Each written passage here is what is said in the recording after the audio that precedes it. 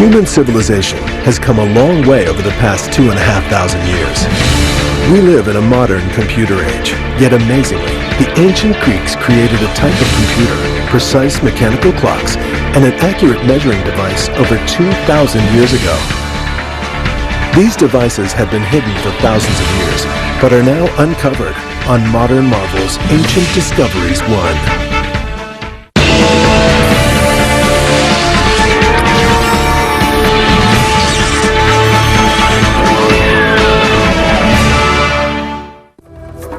In Ancient Discoveries, we will travel back in time to discover the amazing ancient roots of technologies we like to think of as modern.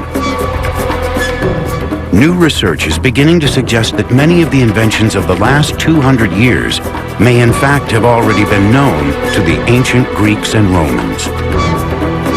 Much of what we have recently discovered, we may in fact have just rediscovered. The Greeks and Romans were also intensely practical people. Many of the things which they devised, planned and invented preceded by 2,000 years, things that we like to think of as modern.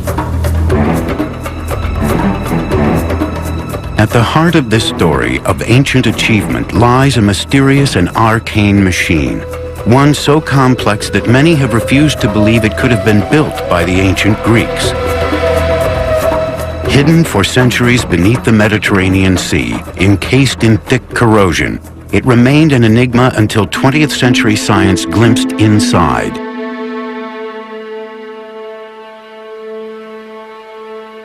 What they saw inside astonished them. A mass of gears and cogs, a machine.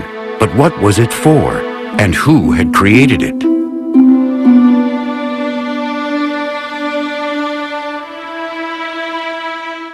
For 100 years it has been a riddle which intrigued but baffled those who tried to understand the mysterious object known as the Antikythera mechanism. But now, finally, its story can be told.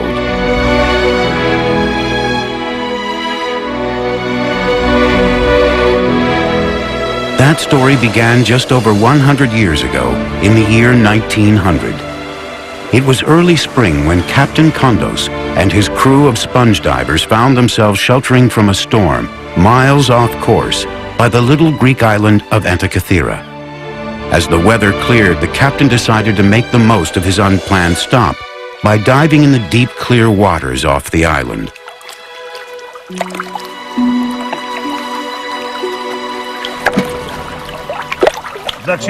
The water was deep, some 200 feet. But then deep water was where the best sponges were found. But so far down, there always is the danger a diver might return to the surface with the notorious bends.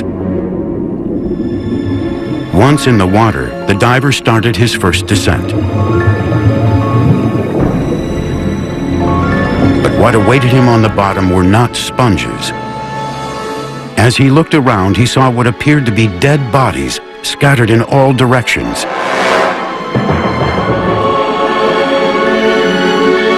Terrified, he quickly signaled to be pulled back to the boat.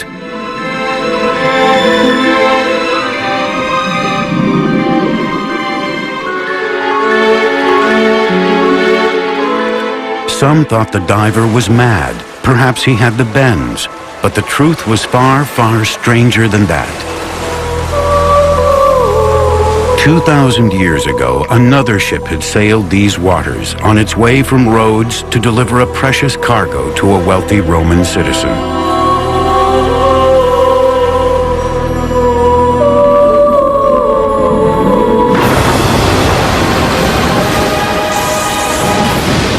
Just like the sponge divers, this ship had also been caught in a storm. She too was driven far off course to the island of Antikythera.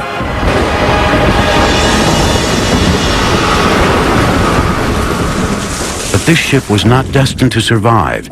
Here she sunk, and here she still lay.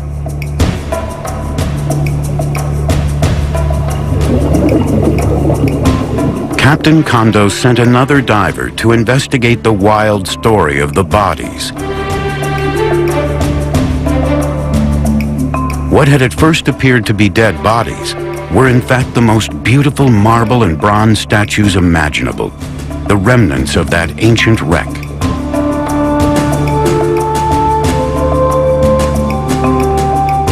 Along with the statues, other treasures such as decorated Greek vases and jewelry were winched to the surface.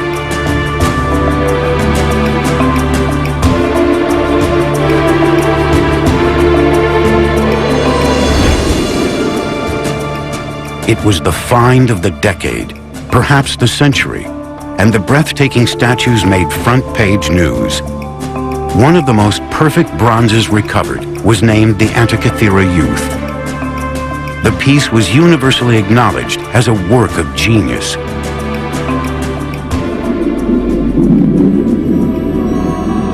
But the greatest work of genius from the wreck still lay unrecognized.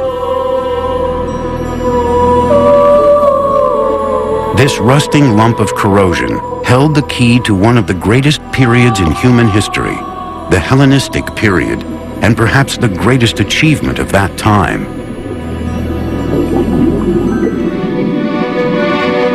Two and a half thousand years ago, the Mediterranean was a place where science, philosophy, and art flourished.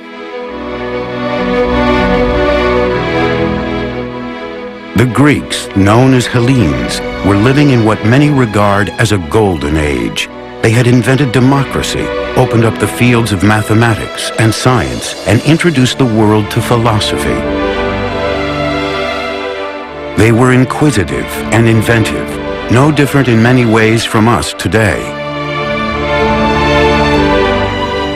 In trying to understand their world, they had created this strange machine. All their 21st century descendants had to do was work out what they had created it for. Part of that answer lay far from Antikythera in a London museum display case. 20 years ago, Michael Wright, curator of engineering at the Science Museum in London, came upon another mysterious ancient mechanical device.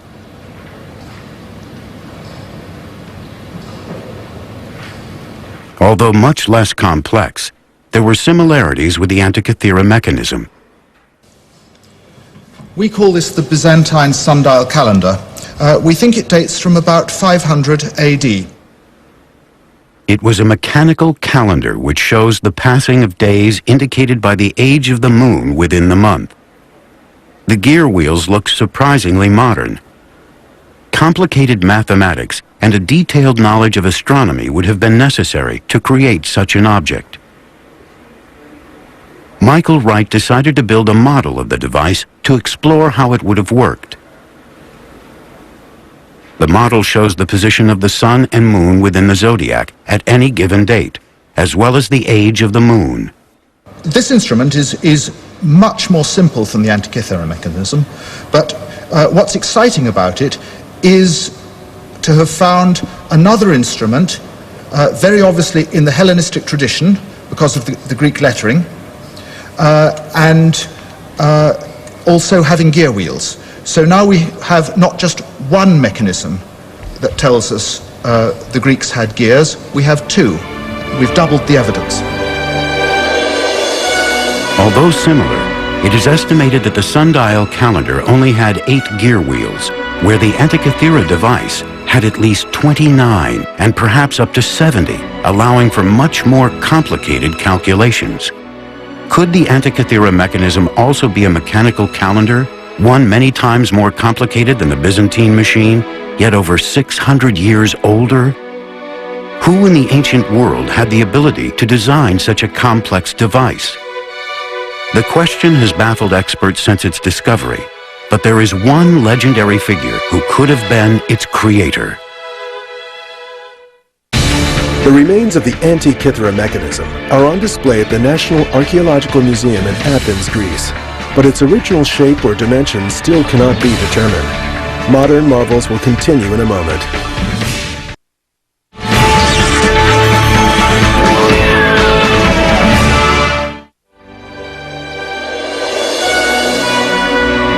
The inventor of the Antikythera mechanism would have to have been an expert in both mathematics and engineering, a genius, centuries, perhaps even millennia ahead of his time.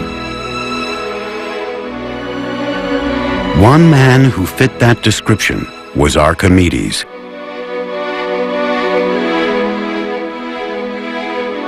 Archimedes lived during the Hellenistic period in the Greek city-state of Syracuse, on what is today Sicily, off the coast of Italy.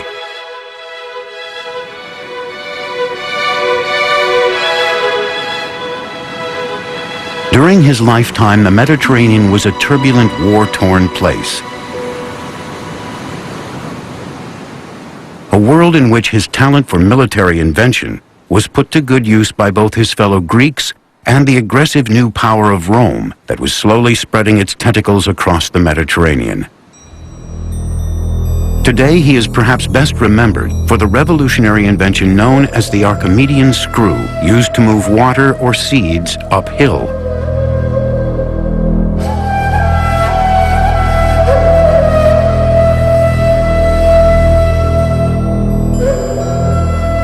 But Archimedes was also fascinated by other difficult mechanical problems, such as how to accurately measure distances.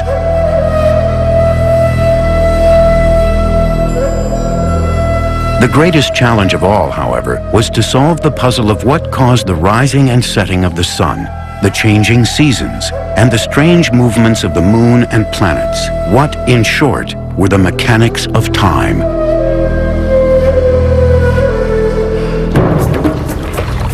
Many years earlier, Archimedes had traveled across the Mediterranean to the most important cultural center of the Hellenistic world, Alexandria, Egypt. Alexandria was the most sophisticated place on earth. Founded by Alexander the Great, it was now ruled by the descendants of one of his generals, Greek soldiers who had risen to become pharaohs. It was a unique place, the meeting point of the age-old civilizations of the Mediterranean, a city of Egyptians, Greeks, Romans, and Persians. Here they combined the wisdom of the pharaohs with the brilliance of Greek philosophy to create the intellectual powerhouse of the ancient world.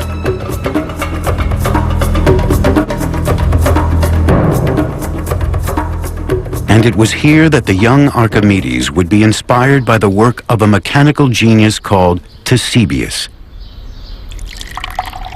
He would have a simple but brilliant idea that would literally change time forever.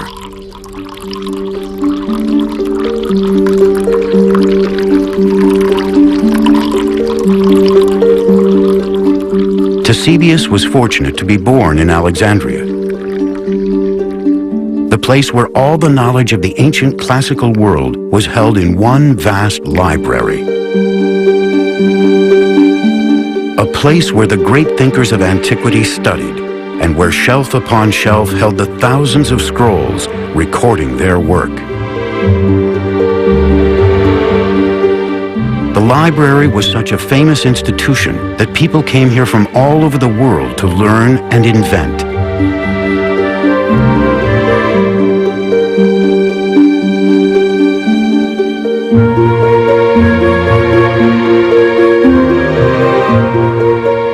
It was here that Ctesibius' revolutionary invention was recorded,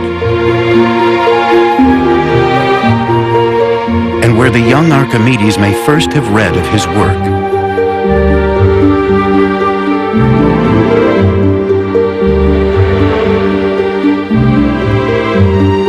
Ctesibius is a figure who is often forgotten in history, yet his work paved the way for a technical revolution, the measurement of time.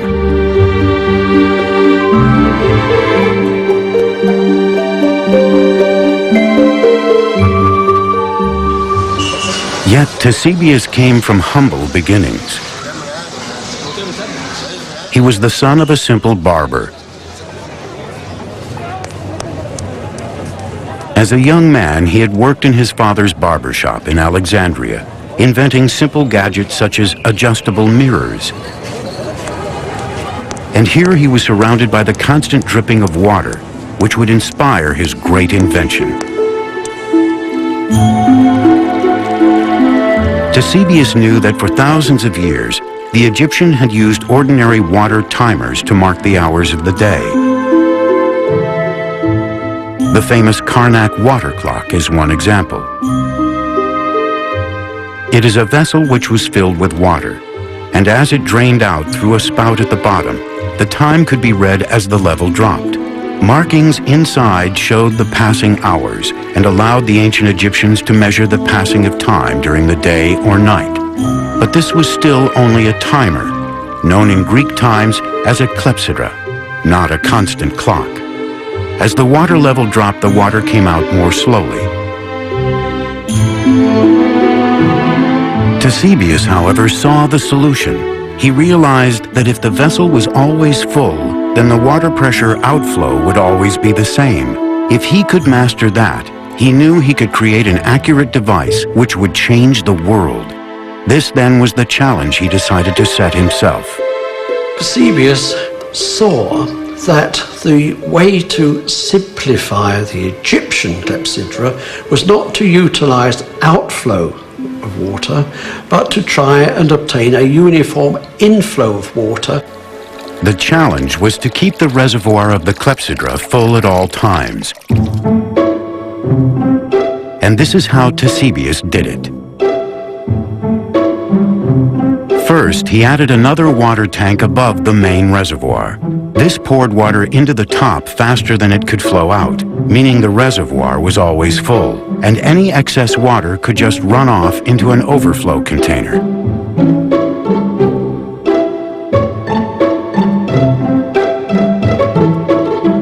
The water would always come out of the reservoir at the same speed. Now Eusebius just had to measure it.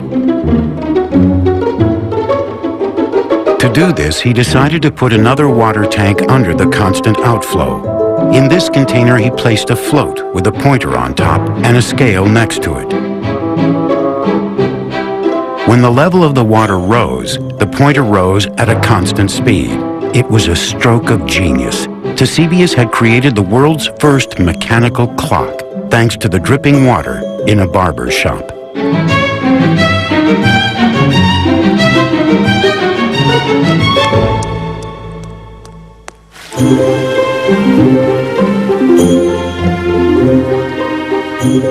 He had harnessed the power of water, and in the process, he had become the master of time.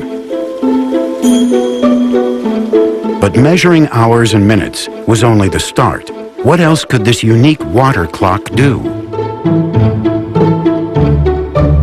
The answer to that was kept here in the great library of Alexandria. Anyone in the ancient world wanting to understand time could come here and read Eusebius's books, which described the wonderful machines he was now building and the whole new subject he had invented, hydraulics. Before long, his clocks were not just dripping taps, but ornate machines decorated with gilded figures of gods and animals. And their mechanics were yet more elaborate too. He devised a complex scale for the hours, shown here in white for the day and blue for the night. The increasingly complicated series of gear wheels also allowed the scale to rotate very slowly to indicate the days within each month of the year. This clock was also now a calendar. An automatic day and night, month and year cuckoo clock.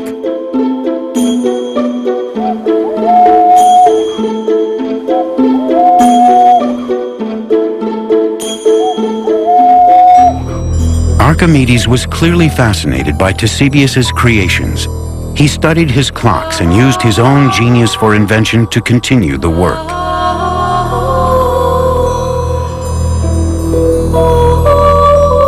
In an Arabic translation of Archimedes' work, dating back over 1,000 years, we can see a tantalizing glimpse of his additions to Eusebius's water clock.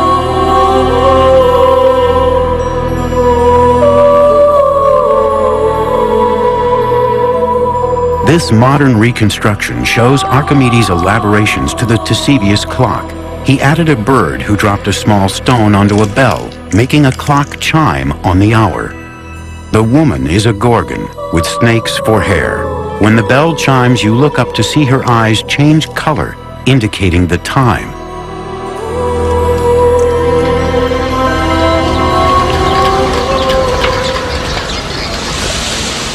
Alexandria today is a busy modern port.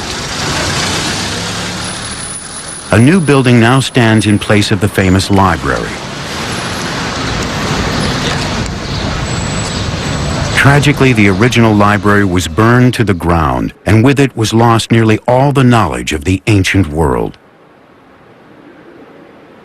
Only a very few ancient texts remain which mention Ctesibius's work. We may never know what else he invented, as not one single page of his own work survives.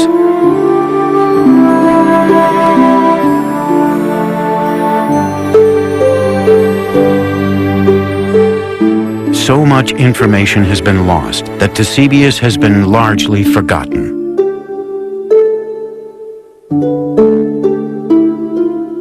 However, there is one legacy of his work, one clue which is still standing.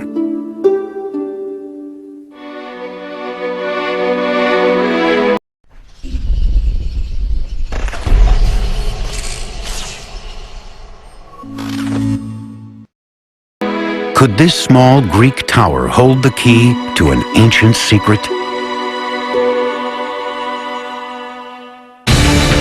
The dive, in which the Antikythera mechanism was discovered, happened more than 40 years before modern-day scuba gear was invented. Modern marvels will continue in a moment.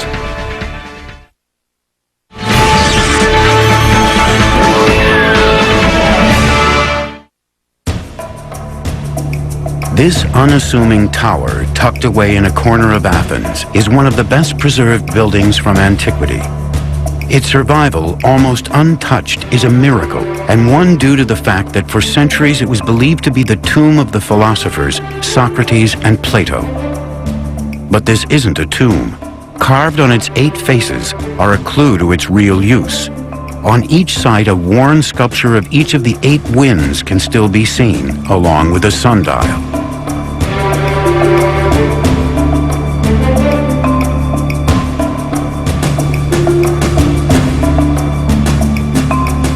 It was actually built by an astronomer around 200 years after the death of Ctesibius, but is a monument to his genius. This building, now known as the Tower of the Winds, was the public clock of ancient Athens. Inside this tower, there once stood a huge and complex water clock, based on a Ctesibius design.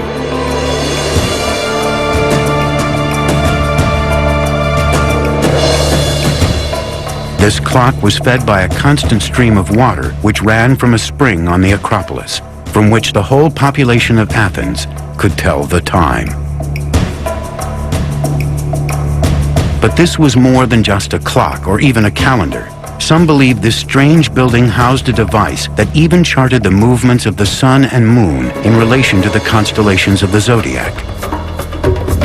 We know the Greeks were measuring hours, days, and months during the time of Ctesibius. Could it be that they had also started to look above and measure the heavens? One man believed the answer may lie in the cogs and wheels of the Antikythera mechanism.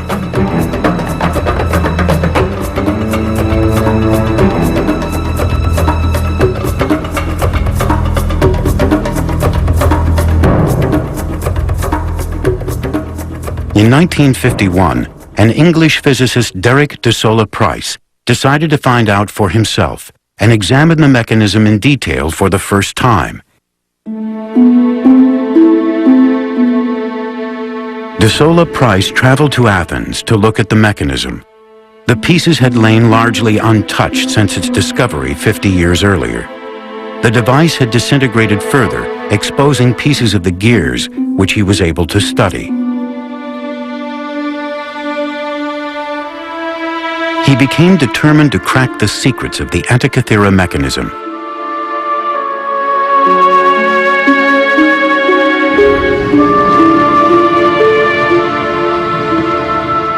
De Sola Price spent much of his time at the National Museum of Greece in Athens, probing the secrets of this ancient enigma.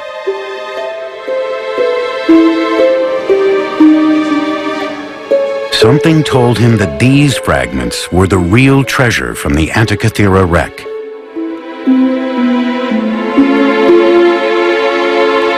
Using new developments in X-ray technology, He could now see what its discoverers 50 years before could not.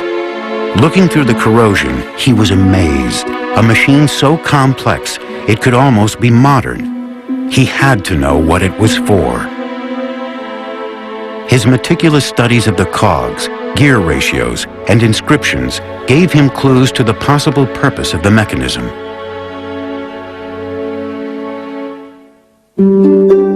Remnants of a wooden box which held the device also had Greek writing, which gave further tantalizing hints. Using this information, de Sola Price developed a theory and put together a model of how he believed the Antikythera mechanism could have worked.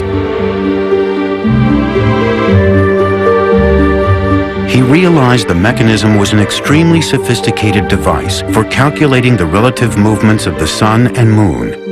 It also seemed to show the days of the month as lunar phases.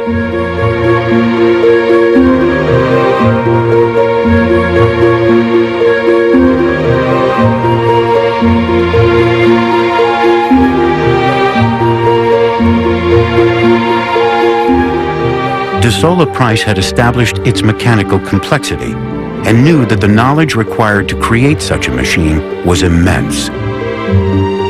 He believed that at the front of the mechanism, a bronze dial showed the date and positions of the sun and moon. A dial at the back would indicate the month, possibly within a 12-month year. Another dial at the back seemed to show either a cycle of 47 months or 4 years. De Sola Price called the mechanism a calendar computer.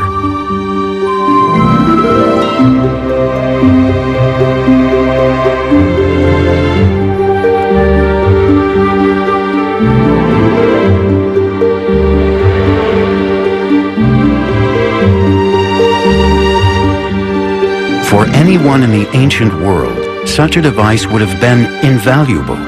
To understand the movement of the sun and moon within the heavens was to look into the minds of the gods. Many believed then, as some do today, that the positions of the sun, moon, and stars at the time of someone's birth may influence their later life. What complex horoscope software does today, the Antikythera mechanism may have done over 2 millennia earlier. To the priests and astrologers of the day, this extraordinary machine could have been a window on the gods. But where could such a device have come from? De Sola Price had an extraordinary theory. What if machines like the Antikythera mechanism were part of municipal clocks, powered by the very water clocks that Eusebius had invented? What if they were commonplace in the Hellenistic world? Was this the secret of the Tower of the Winds? Not just a sundial, or even a clock, but an automatic model of the movements of the sun and moon within the universe. De Sola Price also suggested that the Antikythera mechanism was a later copy of one of Archimedes' machines lost to the world since the destruction of the Great Library at Alexandria.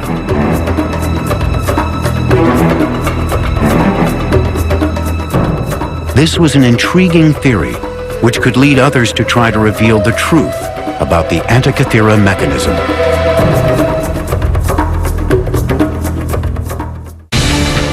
In 1953, Jacques Cousteau and the crew of the Calypso explored the Antikythera wreck site.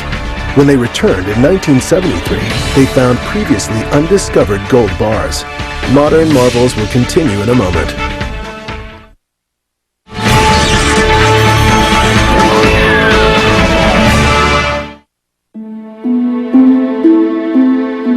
The Antikythera mechanism mystery continued. One man was to read De Sola Price's work and was to spend the next 30 years pondering his theory. When Michael Wright from the Science Museum first read the paper, he was immediately fascinated by the notion that the ancient Greeks had complex engineering. Wright decided to go to Athens himself to examine and re-X-ray the mechanism. We've got this view with several of the pieces put together, and it helps me to build up a more complete picture of just how the gear wheels were arranged inside the box before it all fell apart.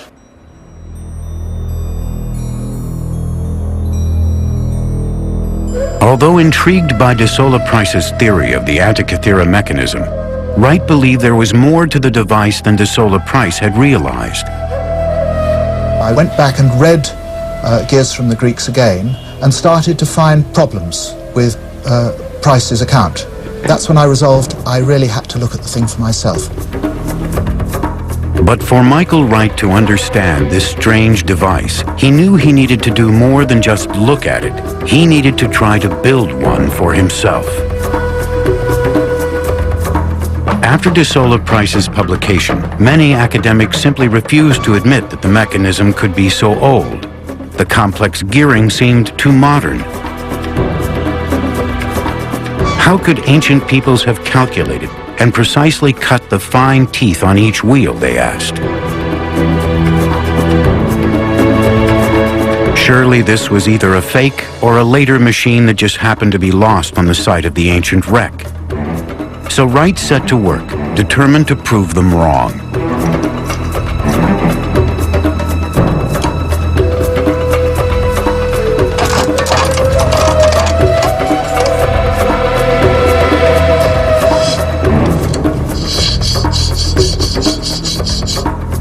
Using only tools similar to those available in the ancient world, with the Greeks' knowledge of geometry, he set out to copy these elaborate gears in his workshop. Measuring and cutting gears with only a pair of compasses, a metal file, and a good eye for detail was not going to be easy. But it was possible. After many hours of practice, Wright proved beyond doubt that with patience and skill, it could be done.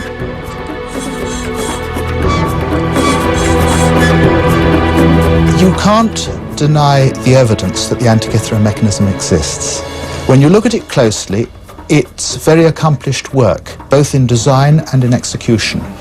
Why shouldn't the ancient Greeks have done it? We know from translations of his work that Archimedes was familiar with these types of cogs, and now it was the study of these gears that was to help solve yet another mystery, involving one of his other mechanical marvels, the mystery of the odometer.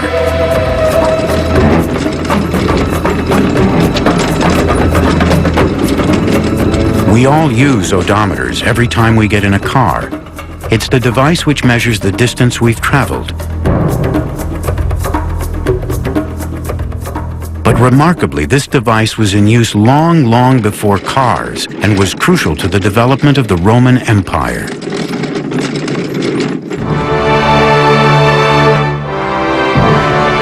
The odometer was said to have been invented by Archimedes while he was working for the Roman army. It had been decreed that every road should be marked each mile with a milestone, but Roman roads stretched hundreds of miles, so how could they be accurately measured?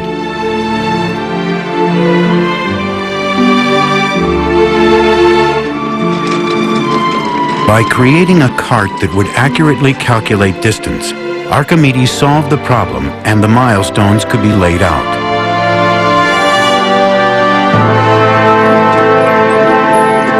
This accurate measurement of distance would prove crucial in planning troop movements, and that gave Rome the edge on her enemies.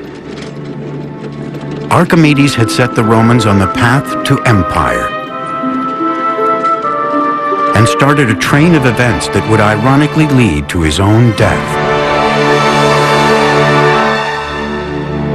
Today, the most famous of Roman roads, the Appian Way, is still marked in places by the milestones that Archimedes' machine laid out.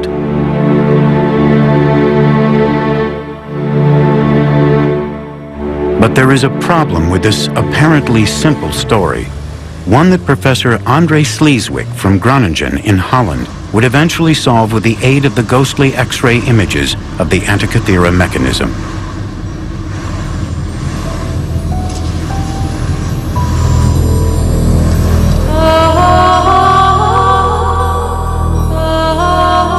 As no originals survive, the only clues to how the odometer worked are a few faded drawings in a Renaissance book based on a description of an odometer by a Roman author called Vitruvius.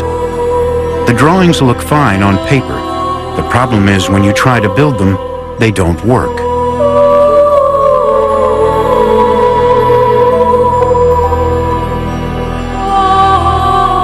Even Leonardo da Vinci attempted it. These are his sketches of an odometer which he attempted but could not successfully build.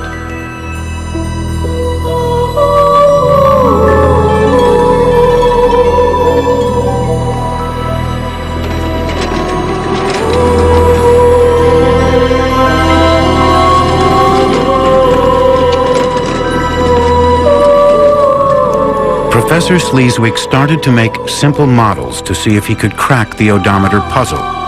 This was then developed into a quarter-size model, and this was a model with a difference. Where even Leonardo had failed, Sleeswick's model worked.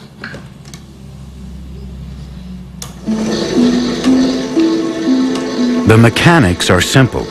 As the wheels turn when the vehicle travels, a gear with a single tooth pushes around a huge gear with 400 teeth. Every time the large wheel turns once, a small stone would be automatically dropped into a box below the device. This allowed miles to be marked.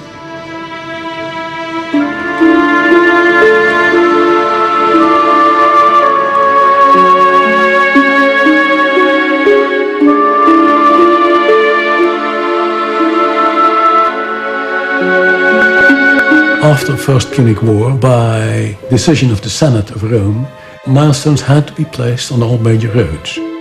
And that also gives us an idea who the inventor might have been, and in this case, Archimedes. So what was Sleeswick's secret? The answer was in the shape of the teeth on the gears. While Da Vinci and others had assumed they were square, Sleeswick had actually seen the pointed teeth on X-rays of the Antikythera mechanism. Changing the shape of those teeth made all the difference. Archimedes' odometer, for so long thought of as just an impossible dream, was back and working just as the great man had intended.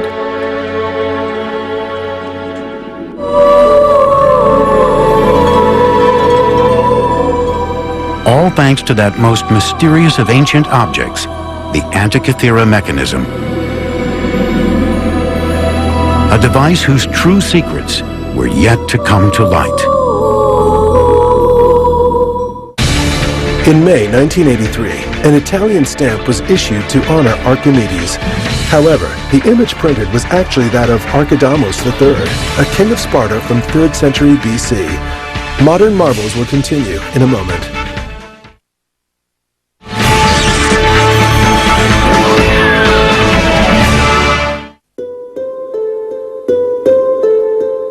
Back in London, Michael Wright was building his working Antikythera mechanism model using ancient techniques. Far more complex than the odometer, but using similar gears, this would be the most complete model of the Antikythera mechanism ever built. As each gear slotted into place, it soon became clear de Sola Price may have got the details wrong, but his theory was right. The Antikythera mechanism was an automated calculating device, perhaps even a type of computer. You could call this thing a computer in the sense that you put in some data and it gives you out related data.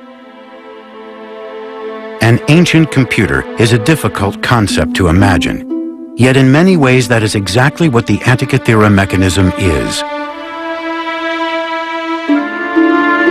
It is astounding to compare it with the machine designed by Charles Babbage in the 1830s, which is often cited as the world's first computer, and the machine which led to our modern high-tech age.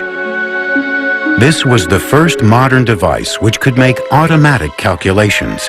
The technology is startlingly similar to the Antikythera mechanism, yet there is 2,000 years difference between the two. Wright believes that the Antikythera mechanism was more complex than de Sola Price imagined, and most importantly, also showed the changing positions of the planets as well as the sun and moon over time. In Wright's model of the mechanism, a knob is turned to set the days and months. Intricate gearing then moves a series of indicators which represent the sun, moon, and planets. The knob could be turned every day so the position of the planets could be monitored throughout the year, or it could be set to a specific date to show their positions at that time. It is, in effect, a mechanical model of the Greek universe. Today, astrologers need a complex computer program to carry out exactly the function of the Antikythera mechanism.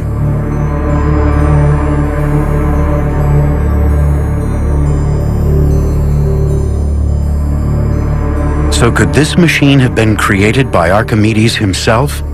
We know from ancient texts that he built planetaria, but could he have designed this one?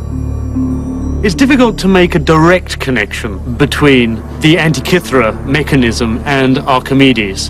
What we can say with certainty was the revolution that Archimedes pioneered in mathematics and geometry was necessary for those who then invented the Antikythera mechanism.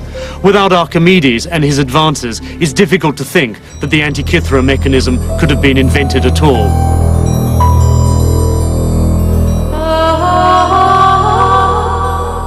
Archimedes' own life was cut short before he could finish his revolutionary work on mathematics and mechanics. During the Roman sacking of his home city of Syracuse, it is said a Roman soldier was sent to find him and bring him back alive. When Archimedes refused to leave his work, the soldier became angry and killed him.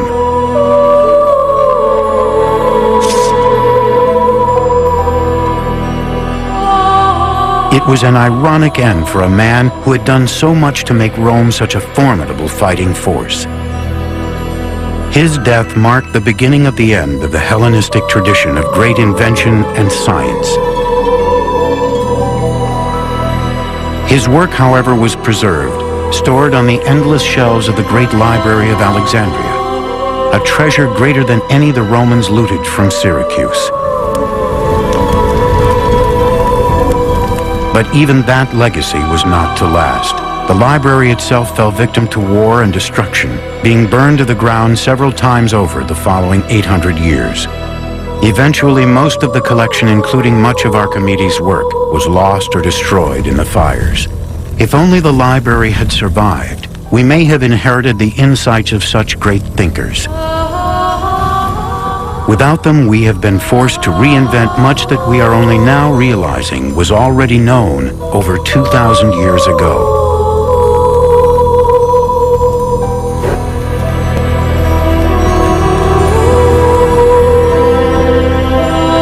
If we had not lost this ancient wisdom, how much more advanced might science and technology be today?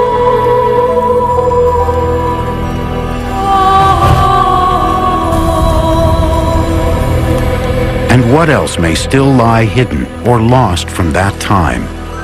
Without that sudden storm all those centuries ago, that ancient ship might not have foundered, taking her cargo of statues, pottery, and that incredible machine to the bottom of the Mediterranean Sea. If a group of sponge divers had not stumbled upon the wreck 2,000 years later, the Antikythera mechanism might be lying there today, slowly corroding. And what other technological marvels from that time might still be awaiting discovery?